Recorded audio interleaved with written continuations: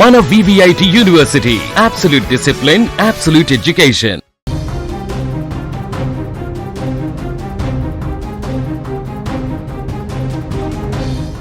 కర్ణాటకలోని ధార్వాడ్ నగరంలో జరిగిన అనస్థీషియన్ డాక్టర్ కిరణ్ హోన్నవర్ దారుణ హత్య ఉదంతంలో ఒళ్ళు వణుకించే నిజాలు ఒక్కొక్కటిగా వెలుగులోకి వస్తున్నాయి. భర్తను కిరాతకంగా చంపి కన్న కొడుకు ప్రాణాల కోసం కొన ఊపిరితో కొట్టిమిట్టాడుతున్న కనీసం జాలి దయ లేకుండా భర్త శవం పక్కనే కూర్చొని ఫోన్తో టైంపాస్ చేసింది ఆ కసాయి భార్య.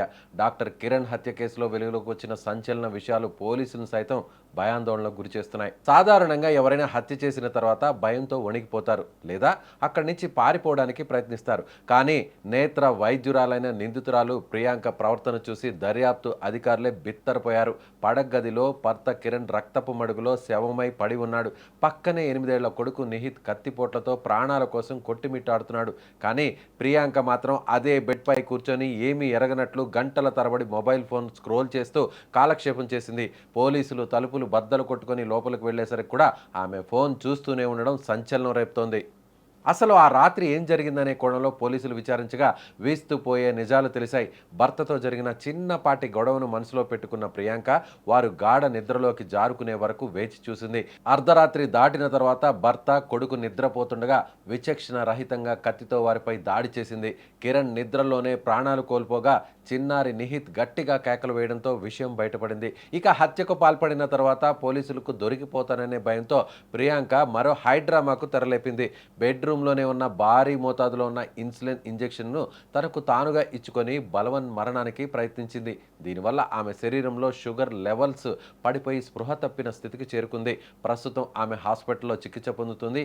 ఈ ఘోర కలిలో అందరికీ ఊరట్నిచ్చే ఏకైక విషయం ఏంటంటే 8 ఏళ్ల బాలుడు నిహిత్ ప్రాణాలతో బయటపడ్డాడు. పోలీసులు ఘటనా స్థలానికి చేరుకునేసరికి బాలుడు తీవ్ర రక్తస్రావంతో శ్వాస తీసుకోవడానికి ఇబ్బంది పడుతున్నాడు.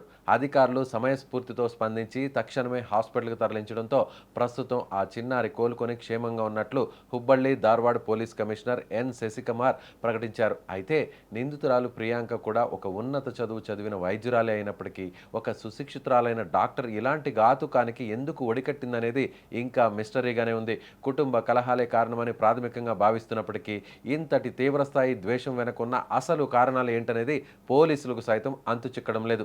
చదువు, హోదా, సమాజంలో గౌరవం ఇవేమీ మనుషుల్లోని క్రూరత్వాన్ని మార్చలేకపోతున్నాయి అనడానికి ఈ ధార్వాడ్ ఘటనే ఒక నిదర్శనం. ఒక డాక్టర్ భార్యే సైకోలా మారి భర్తను చంపిన ఈ కేసులో విచారణ తర్వాత మరిన్ని షాకింగ్ నిజాలు బయటకు వచ్చే అవకాశం ఉంది.